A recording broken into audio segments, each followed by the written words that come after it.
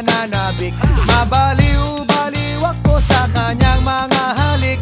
Okay lang di maiwasan na mamiss paminsan-minsan, pero pag kami nakita aking panggigigilan, di ko siya titigilan when she comes.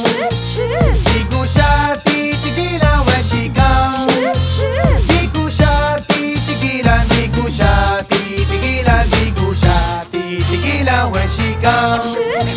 Kay ganda ng aming samahan at walang nanlalamig, mas pa sa mag-asawa